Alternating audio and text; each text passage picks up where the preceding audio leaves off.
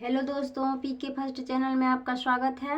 आज हम रामायण में करेंगे कि कैया का श्री राम को बुलवाना। हमारे चैनल को लाइक कीजिएगा, शेयर कीजिएगा, सब्सक्राइब कीजिएगा। मंगल भवनय मंगल हारी, दरबहु सुदशरथ अजिर बिहारी। आनहु राम ही बेग बोलाई, समाचार तब पूछे आई। चले सुमंत्र राय रुख जानी, लखी कुचाल किन्न कछुरानी। इसलिए हे सुमंत्र, राम को शीघ्र ही बुला लाओ, तब आकर समाचार पूछो। राजा का रुख जानकर सुमंत्र जी चले और समझ लिया कि रानी ने कुछ कुचाल किया है। सोच विकल मग परई न पाऊं, राम ही बोल कहाँ ही काराऊं। और धरि धीरज गया हूँ दुआरे, पूछहि सकल देख मन मारे। सोच से व्याकुल पैर आगे नहीं पड़ता कि राम को बुलाकर राजा क्या कहेंगे। हृदय में धैर्य धारण कर द्वार पर गए तो सब उनको उदास देख पूछने लगे कि क्या कारण है। समाधान कर सबही का गया हूँ, जहाँ दिन कर कुल टीका। राम सुमंत्र ही आवत देखा, आदर किन्न पिता सम लेखा। फिर सुमंत्र जी सब लोगों को संतोष देकर वहां गए जहां सूर्यवंश के श्रेष्ठ राम जी थे। राम जी ने सुमंत्र को आते देखकर उनका आदर किया और उन्हें पिता के समान समझा। निरखे बदन कहीं भूप रचाए, रघुकुल दीप ही चले उलिबाए। राम कुभांति सचिव संग जाही, देख लोग जहाँ तहाँ बिल खाही। श्री रामचंद्र जी के मुख देख और राजा की आज्ञा कहकर सुमंत्र जी रघुवंश में श्रेष्ठ श्री रामचंद्र जी को लिबाग ले गए। श्री रामचंद्र जी मंत्री के साथ कुभांति से पैदल वेशभूषाहीन अकेले चले जा रहे थे। यह देख सब लोग जहां तहां दुखी हो रहे थे। जाय दीख रघुवंश मणि, नरपति निपट कुसाज। सह में परेख लगी सियानी, मनहु वृंद गजराज। मंगल भवन य मंगल हारी, दरबहु सुदशरथ अजिर बिहारी। वहां जाकर राम जी ने अपने पिता दशरथ जी को देखा कि वे अगस्त व्यास पड़े हैं, मानो कोई बूढ़ा गजराज सिंहनी को देख सहम कर पृथ्वी पर गिर पड़ा हो। सूख ही उधर जराई सब अंगु, मनहु दीन मनहीन भू अंगु। सरुस समीप दीख कैकेयी, मानहु मीच धरी गन लेई। राजा के ओठ सूख रहे थे, शरीर में ज्वर ऐसा चढ़ा था मानो सर्प मणि के बिना दुखी है। कुपित के कैया को पास ही बैठे देख वह ऐसी बैठी है मानो राजा के मरने की घड़ी गिन रही है।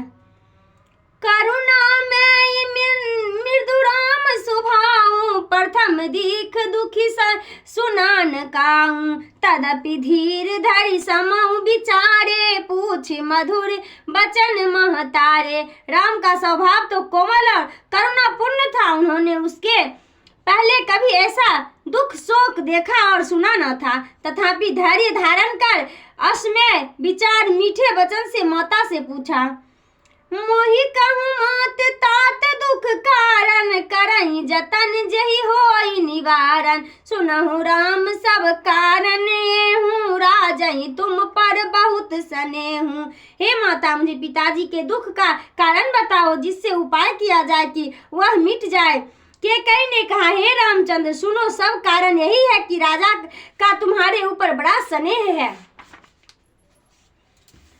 देन कहे मोहि दुई बरदाना, मांगई जो कछु होहि रो सुहाना। सो सुनी भयहु भूप उर सोचू, छाड़ी न सकहि तुमार सकोचू। ये मुझे दो वरदान देने को कहे थे, सो मुझे जो कुछ अच्छा लगा मैंने मांगा। उसे सुन राजा के मन में ऐसा सोच हो गया कि क्योंकि ये तुम्हारे संकोच नहीं छोड़ सकते। सुत सने हुईच वचन उतो, संकट पड़े नरेश। सकहु आयस धरहि सिर मिटो, कठिन कलेश मंगल भवन या मंगलहारी, दरबाहु सुदशरथ अजिर बिहारी। एक ओर तो पुत्र का स्नेह और दूसरी ओर वचन, इसी असमंजस में राजा पड़े हैं। यदि तुम कर सको तो आज्ञा मानकर इनके कठिन कलेश को दूर करो। निधड़क बैठ कहाँ कटुबानी, सुनत कठिनता अति अकुलानी। जीभ कमान वचन सर नाना, मानहु महिप मृदु लक्ष्य समाना। कैकेयी निर्भय बैठी हुई ऐसा कुटु वचन बोल रही थी कि जिनसे सुनकर कठिनता भी अत्यंत अकुलाया गया। उसकी जीभ कमान और वचन ही बाण है, मानो राजा ही मृदु निशान है। जनु कठोरपन धरे शरीरु, सिखहि धनुष विद्या बड़ बीरु। सब प्रसंग रघुपति सुनाए, बैठे मनहु तनन धर निठराए। मानो कठोरपन ही श्रेष्ठ योद्धा का शरीर धारण कर धनुष विद्या सीख रहा है। ये सब कथा श्री रामचंद्र जी को सुनाकर वह ऐसे बैठ गई मानो निठुरता ही शरीर धारण कर बैठी है। मन मुस्काए भान कुल भानु, राम सहज आनंद निधानु। बोले बचन विगत सब दूषण, मृदु मंजुल जन बाग विभूषण। सूर्यवंश के सूर्य श्री रामचंद्र जी मन में मुस्काते हैं, क्योंकि वे तो स्वभावतः आनंद के धाम हैं। फिर श्री रामचंद्र जी दोष रहित वचन बोले जो ऐसे कोमल और सुंदर थे मानो वाणी के भूषण ही हैं। सुनु जननी सोई सुत बड़ भागी, जो पितु मातु बचन अनुरागी। तनय मातु पित तोष निहारा, दुर्लभ जननी सकल संसारा। हे माता सुनो, वह पुत्र बड़ा भाग्यवान है जो माता पिता के वचन में प्रेम करता है। हे माता पिता को संतोष देने वाला पुत्र संसार में दुर्लभ है। मुनिगण मिलन सुबेश बनो, सबहि भांति हित मोर। तेहि महाप्रीत आयसु बहुरे, संपत जननी ने तोर। मंगल भवन या मंगलहारी, दरबाहु सुदशरथ अजिर बिहारी। हे माता, वन में मुनिगण विशेष रूप से मिलेंगे, इससे मेरा सभी प्रकार से भला होगा। इतने पर भी पिता की आज्ञा है और इससे भी बड़ी बात आपकी सम्मति है। भरत प्राणी प्रिय पावहि राजू, विधि सब विधि मोहि सन्मुख आजू। जो न जाऊं बन ऐसे ही काजा, प्रथम अगिन मोहि मूढ़ समाजा। और भी उत्तम बात यह है कि प्राण प्यारे भरत राज्य पाएंगे। अब विधाता सब प्रकार से मेरे अनुकूल है। यदि ऐसे कार्य के लिए मैं भी बन न जाऊं तो मुझे मूर्ख समाज में प्रथम समझना चाहिए। से बहिया रही कल्प तरु त्यागे, परिहरि अमृत लेह विष मागे। तेन पाई अस समय चुकाही, देहु विचार मात मन माही। जो कल्प वृक्ष को छोड़कर रेर वृक्ष को सेते हैं और अमृत को छोड़ विष ही मांगते हैं, वे भी ऐसा मौका पाकर नहीं चुकेंगे। हे माता, मन में विचार कर देख लो। अम्ब एक दुख मोहि विशेषी, निपट बिगल रघुनायक देखी। थोरही बात पिता ही दुख भारे, होत प्रीत ना मोहि महतारे। हे माता, मुझे एक बात का विशेष दुख है कि महाराज को बड़ा व्याकुल देखता हूँ। थोड़ी ही सी बात के लिए पिताजी को इतना भारी दुख हो गए। हे माता, मुझे विश्वास नहीं होता है। राहु धीर गुण उदति उगाधु, भा मोहिते कछु बर अपराधु। जाते मोहिना कहते कछुराओ, मोहि शपथ तोहि कहूँ सत्य भाऊं। राजा धैर्यवान और गुणों के अथाह समुद्र है, इससे कोई बड़ा अपराध हो गया है जिससे महाराज मुझसे कुछ कहते नहीं। हे माता, तुम्हें मेरी शपथ है, तुम सच्ची बात कहो।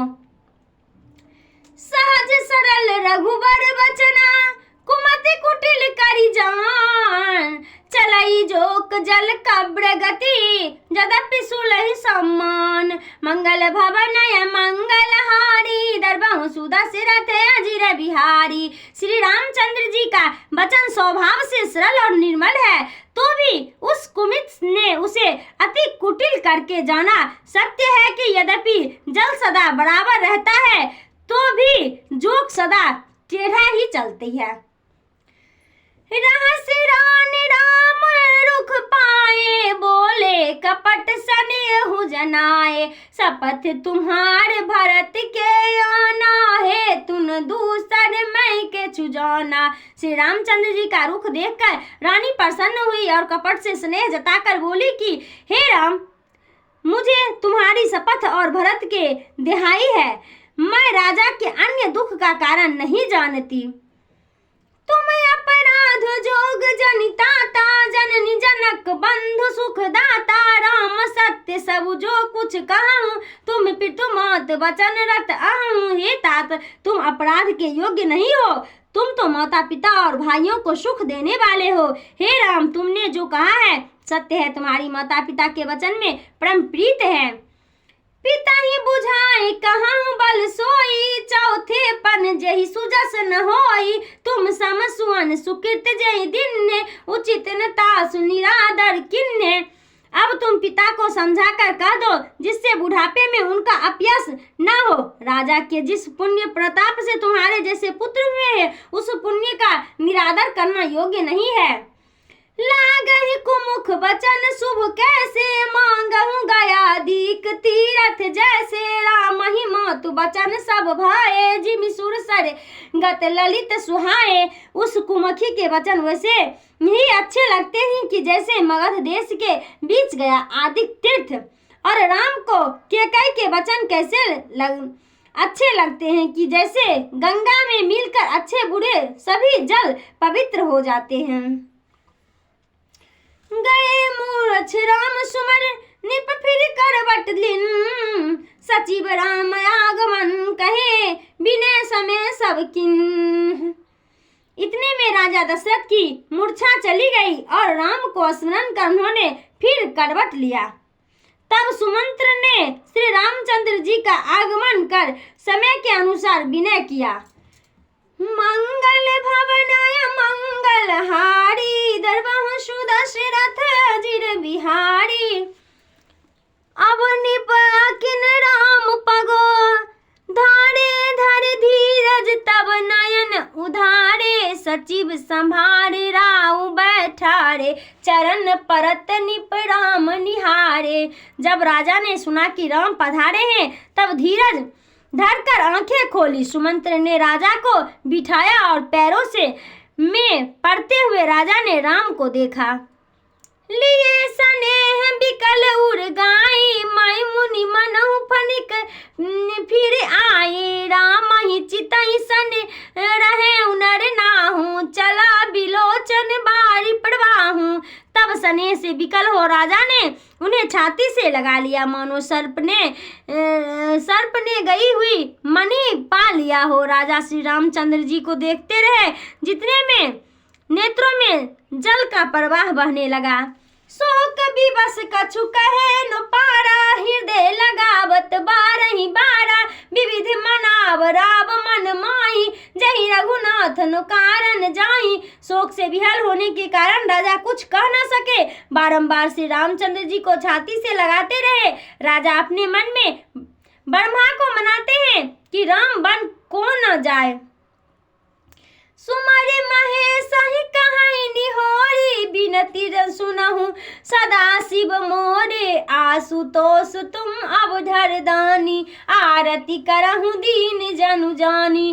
राजा महादेव जी का स्मरण करके निहोर कर कहते हैं कि हे महादेव, मेरी एक विनती सुनो, आप भक्तों पर बहुत शीघ्र प्रसन्न होते हैं, मुझे दीन जानकर मेरा दुख हरण कीजिए। तुम प्रेरक सबके हृदय सोमति राम ही देहु बचन मोर तज रहि धरा परिहरशील स्नेह मंगल भवन मंगलहारी दरबाहु सुदशरथ अजिर बिहारी। हे शिव, आप सबके हृदय के प्रेरक हो, सो आपसे रामचंद्र जी को ऐसी बुद्धि दो कि वह अपने स्वाभाविक प्रेम को त्याग कर मेरे वचन को ना माने और घर में रह जाए। अजसु हो जग सुजसु न साऊं नरक पड़े बरसु सुर पर जाऊं सब दुख दुसह सुहावहु मोहि लोचन ओट राम जनि होहि। चाहे संसार में अपयश होता है तो भले हो और सुयश नाश हो तो हो, चाहे नरक में पड़ूं या स्वर्ग में जाऊं, चाहे घोर दुख सहूं पर राम नेत्रों के सामने से ना हटे। असमन गुनाई राम नहीं बोला पीपर पात सरिस मन डोला रघुपति पिता ही प्रेम बस जाने पुनि कछु कहे ही मात अनुमाने। राजा मन में इस तरह का विचार करते, मुंह से कुछ नहीं कहते, उनका मन पीपल के पत्ते के समान डोल रहा है। राम जी पिता को प्रेम बस जान माता का अभिप्राय समझ फिर कुछ बोले। देश काल अवसर अनुसारी बोले बचन विनीत विचारी तात कहूँ कछु रहूं ठिडाए अनुचित क्रमद जान लड़िकाए। श्री राम जी ने देश काल को विचार अवसर अनुमान कर समय अनुसार विनती शब्दों में कहा, हे पिता, कुछ कहता हूँ जिससे लड़कपन की ठिडाई जानकर क्षमा कीजिएगा। अति लघु बात लगे दुख पावा कहूँ न मोह यही प्रथम जनाबा देख गोसाई पूछे माता सुनी पर संग भये शीतल गाता। आप इतनी छोटी सी बात के लिए इतना दुख पाए सो पहले से ही कहकर क्यों नहीं जना दिया। आपको देख माता से पूछा तो प्रसंग सुनकर शरीर शीतल हुआ। मंगल समय स्नेह बसो सोच परिहरुतात आयस दे हर से ही कहीं न पुलेक प्रभु गात। मंगल भवन या मंगल हारी दरबाहु सुदशरथ अजिर बिहारी। हे तात, यह समय मंगल का है, आप क्यों इस समय स्नेह के बस सोच कर रहे हैं। उसे त्यागी और हर्षित हो आज्ञा दीजिए। ऐसा कह राम जी का शरीर रोमांचित हो गया। धन्य जन्म जग शीतल तासु पितहि प्रमोद चरित सुनि जासु चार पदार्थ कर तल ताके प्रिय पीत मातु प्राण समझा के। श्री रामचंद्र जी पुनः कहने लगे, संसार में उसी का जन्म लेना धन्य है जिनके चरित्र को सुनकर पिता को अतीब आनंद हो। उसी के हाथ में चारों पदार्थ है जिसे माता पिता प्राणों के समान प्रिय है। आय सुपाल ननम फल पाए एही बेग होई रजाए विदा मातु सन भाव मांगे चले बनही बहुरी पग लागे। आज्ञा का पालन और जन्म का फल पाकर मैं शीघ्र लौट जाऊंगा। मुझे आज्ञा दीजिए, मैं माता से विदा मांग आऊं, फिर आपके पैर पड़कर वन को चला जाऊंगा। अस कहीं राम अब गुण तब किन्ना भूप शोक बस उतरन दिन्ना नगर व्याप गई बात सीत सुती छुक छुक चढ़े जन सब तन बीची। ऐसा कहकर राम जी चले तब राजा ने शोक के कारण उत्तर नहीं दिया। यह तीक्ष्ण बात सारे नगर में ऐसी तीव्रता से फैल गई मानो बिच्छू ने डंक मार दिया हो।